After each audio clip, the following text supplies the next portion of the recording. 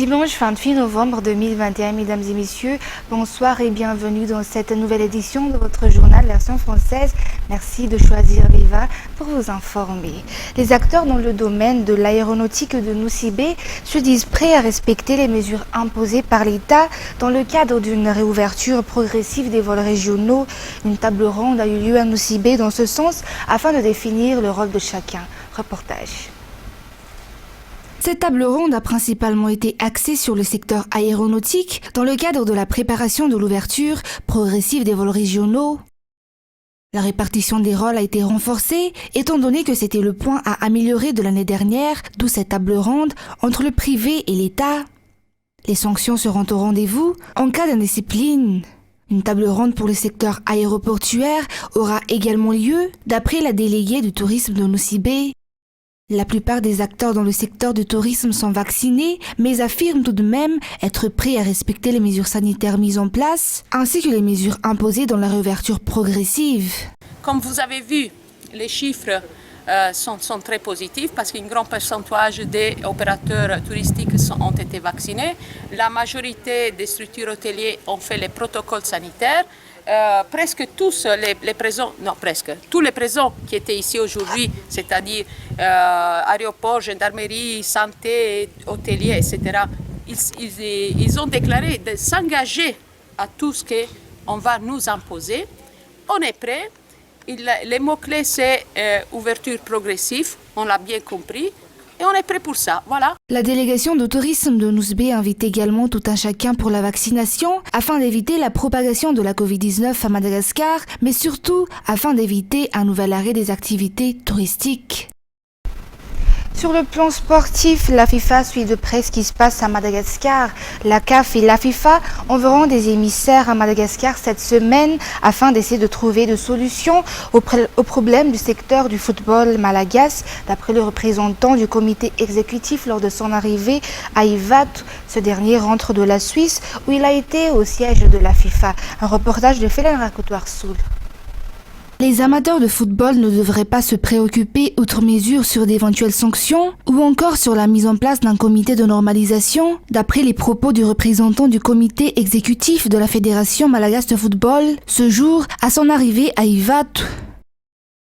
En effet, ce dernier s'est rendu en Suisse, au siège de la FIFA, pour y faire un rapport sur la situation à Madagascar. Selon ce dernier, la FIFA et la CAF ont envoyé des émissaires chez nous et c'est seulement suite à leur investigation que nous saurons les solutions pour sortir le football malagasy de cette situation, toujours d'après les explications du membre du comité exécutif.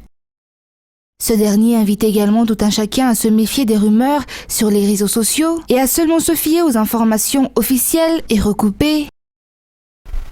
Toujours dans cette page sportive, le Portugal ou l'Italie, l'un de ces deux pays ne participera pas à la Coupe du Monde 2022. Les deux vont passer les barrages et sont même dans la même poule. Du côté africain, les 10 équipes qui vont s'affronter pour les barrages de cette Coupe du Monde sont déjà tous connues. Seuls 5 d'entre eux auront leur ticket pour le Qatar. Au total, 13 pays sont sûrs de participer à cette Coupe du Monde qui se tiendra au Qatar au mois de novembre et décembre 2022. Reportage. 13 pays ont déjà leur ticket pour la Coupe du Monde 2022, à savoir le Qatar qui accueillera la compétition. Les 10 premiers pays européens ont validé leur ticket, notamment l'Allemagne, le Danemark, la France, la Belgique, la Serbie, l'Espagne, la Croatie, la Suisse, l'Angleterre et les Pays-Bas, ainsi que le Brésil et l'Argentine pour l'Amérique du Sud. 19 places restent encore à pourvoir pour arriver aux 32 équipes qui s'affronteront pour la Coupe du Monde 2022. 3 places pour l'Europe. On verra les deux grandes équipes d'Europe, notamment le Portugal et l'Italie, qui vont s'affronter lors des barrages au sein du groupe C. L'Italie, pour sa part, jouera contre la Macédoine du Nord, tandis que le Portugal affrontera la Turquie. Les deux équipes mythiques d'Europe vont probablement se retrouver en finale. De ce fait, l'un d'entre eux sera éliminé et ne participera pas à la Coupe du Monde 2022. Quant au groupe A et B, la Russie, l'Écosse, la Suède, la Pologne, l'Autriche, le Pays de Galles, la République tchèque et l'Ukraine vont également devoir passer par les barrages. Quant à l'Afrique, 5 pays la représenteront. Les 10 premières équipes qualifiées pour le deuxième barrage vont se confronter et ce sont les 5 leaders qui sont qualifiés pour le Qatar. Les 10 ont été regroupés en 2 chapeaux selon le classement FIFA. L'Algérie, le Maroc, le Nigeria, le Sénégal et la Tunisie sont regroupés dans le chapeau 1 et vont s'opposer au Cameroun, l'Égypte, le Ghana, le Mali et la RD Congo qui, eux, sont dans le chapeau 2. Le tirage au sort aura lieu ce 18 décembre pour ces 10 équipes, si les matchs de barrage se tiendront en mars 2022. En avril donc, nous saurons les 32 équipes qualifiées pour la Coupe du Monde dans sa totalité. Face à l'insécurité qui sévit dans la région et aux actes de terreur perpétrés par des minorités à l'encontre des fonctionnaires dans la région d'Yombé, face aux abus de pouvoir pour libérer des malfaiteurs et aux violences faites à l'endroit des forces de l'ordre, le gouverneur de la région, Numenzana Arandrita Fitasaren, appelle l'OMC de la région à prendre ses responsabilités en appliquant la loi et l'état de droit dans la région. Nul n'est au-dessus de la loi, ni les élus, ni les hauts responsables. Selon elle, aucun développement et aucune stabilité ne peuvent être garantis si la sécurité sévit dans la région. Le plan régional de développement de la région à Tsimot-Snanan est désormais achevé. Ce PRD qui a été validé le 25 novembre dernier sera à la base de toutes les actions de développement pour les 15 ans à venir. Reportage. 8 communes de la région Tsimot-Snanan sont complètement enclavées, d'où le retard de développement, d'après le gouverneur de la région. L'augmentation de la production est donc classée prioritaire dans ce plan régional de développement. La construction d'un barrage est principalement la solution pour y remédier. D'autres projets sont également contenus dans ce PRD, notamment la construction de diverses infrastructures et le renforcement de la sécurité. Ce PRD qui a été élaboré lors d'un atelier sera la base de tous les travaux à réaliser pour les 15 prochaines années. Mais à présent, concernant les actualités internationales, depuis la découverte du variant Omicron en Afrique du Sud, plusieurs pays ont fermé leurs frontières à l'Afrique australe. Une décision que regrette Pretoria, s'estimant punie. Cette nouvelle mutation du virus à l'origine de Covid-19 est la première à susciter autant d'inquiétudes depuis l'émergence du variant Delta. Un reportage de France 24. Aéroport international d'Amsterdam, vigilance désormais maximum. Vendredi, tous les passagers en provenance d'Afrique du Sud ont été testés. Les autorités ne veulent prendre aucun risque face à la propagation du variant Omicron. Cette voyageuse est restée bloquée plusieurs heures à l'aéroport. Les gens commencent à devenir anxieux. Ils veulent être testés. Ils veulent aussi rentrer chez eux et savoir au final combien cela va durer. Sur les 600 passagers testés, 61 sont positifs au Covid-19. Ils ont tous été placés en quarantaine dans un hôtel. Pour l'heure, impossible de déterminer s'il s'agit du nouveau variant. Une chose est sûre, en Europe, l'inquiétude grandit. Depuis vendredi, l'Italie, le Royaume-Uni ou encore l'Allemagne, les cas se multiplient. Un variant jugé préoccupant par l'Organisation mondiale de la santé, car il serait bien plus transmissible. Dans ce laboratoire sud-africain, les chercheurs l'étudient déjà de près. On a besoin d'établir si le vaccin doit être modifié pour ce variant. Ça peut être réalisé rapidement. Les géants Pfizer et Moderna ont déjà annoncé pouvoir adapter leur vaccin au variant. Ils se donnent un peu plus de 3 mois. Afin de mettre fin aux violences aux Antilles françaises, le gouvernement a annoncé vendredi qu'il repoussait au 31 décembre la mise en œuvre de l'obligation vaccinale des soignants et pompiers. Il s'est par ailleurs dit prêt à parler de l'autonomie de la Guadeloupe. Reportage de France 24. Pour tenter de mettre fin aux violences, c'est l'annonce inattendue du ministre des Outre-mer. Certains élus ont posé la question, en creux, de l'autonomie par rapport à son statut actuel de département ou région d'outre-mer. D'après eux, la Guadeloupe pourrait mieux se gérer d'elle-même. Le gouvernement est prêt à en parler.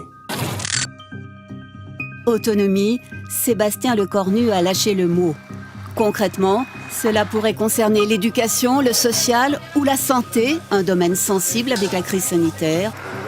Comment gérer par exemple l'Agence régionale de santé? L'ancien président de la région ne dit pas non, mais s'interroge sur les modalités. Faut-il que la présidence soit confiée à un élu local? Quelles sont les dotations? Est-ce que l'autonomie, c'est moins d'argent? Est-ce que c'est plus de compétences désargentées? Donc il y a de vraies questions à poser, mais il faut les poser. L'autonomie dans la République, c'est un statut dont bénéficient déjà plusieurs territoires d'outre-mer, comme la Polynésie française depuis 1984. En Guadeloupe, Les revendications aujourd'hui restent plus sociales qu'institutionnelles. À gauche, on s'inquiète d'une proposition qui introduirait une rupture d'égalité avec l'Hexagone. Moi, j'ai entendu une phrase très étonnante que les Guadeloupéens ne demanderaient pas l'égalité avec la France. Mais c'est justement, ce sont des revendications d'égalité. C'est parce que ces indicateurs montrent que l'égalité n'est pas une réalité au quotidien dans ces territoires. Et il faut effectivement les traiter. En 2003, consultés par référendum, les Guadeloupéens s'étaient prononcés majoritairement contre un projet de large autonomie. Avec l'arrivée de l'hiver, les conditions de vie se durcissent pour des milliers de migrants toujours bloqués à la frontière entre la Biélorussie et la Pologne. Dans l'incapacité de retourner dans leur pays d'origine, ils tentent en vain de traverser la frontière.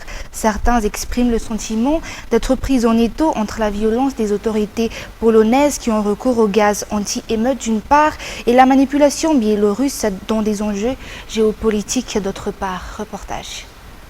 L'hiver est arrivé. Un garde-frontière biélorusse joue avec les enfants migrants. La plupart n'avaient jamais vu la neige. En Turquie, nous vivions dans une région où il y a des plaines. Il y a des endroits où il neige dans le pays, mais pas là où on était. C'est à cause de cette neige que je ne peux pas tenter à nouveau de passer la frontière car la voie est fermée. Nous y sommes allés et on ne nous laisse pas passer. Avec sa femme malade, Ahmed ne veut pas s'éterniser à l'extérieur. Sale temps pour attendre un repas avec des enfants, mais dedans on n'est pas servi.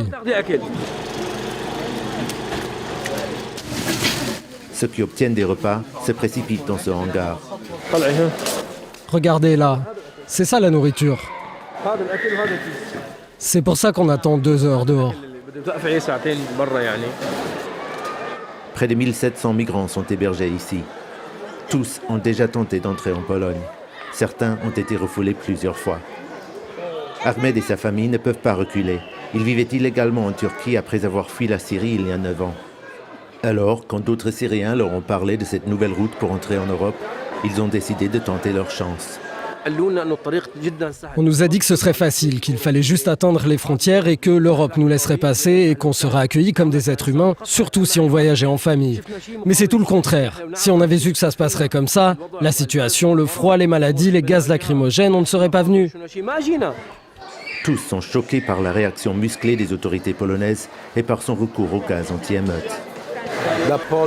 Quand on voit la police des frontières polonaises utiliser du spray au poivre contre un enfant, vous savez, l'Irak est un pays difficile. Il y a la guerre, la crise économique, tout ça, mais jamais on aspergerait de spray au poivre le visage d'un enfant. Certains migrants ici nous ont aussi exprimé leur colère contre la Biélorussie qu'ils accusent de se servir d'eux dans un jeu géopolitique, mais pas devant la caméra. Ici, ils sentent que la meilleure réponse, c'est de rester calme, poli et reconnaissant qu'au moins ils ne dorment pas dans la forêt. C'est également avec ce reportage que nous terminons l'édition d'aujourd'hui. Tout de suite après cette édition, vous avez rendez-vous avec la rediffusion de la finale de Viva Warrior. Quant à moi, je vous donne rendez-vous pour demain pour des nouvelles actualités.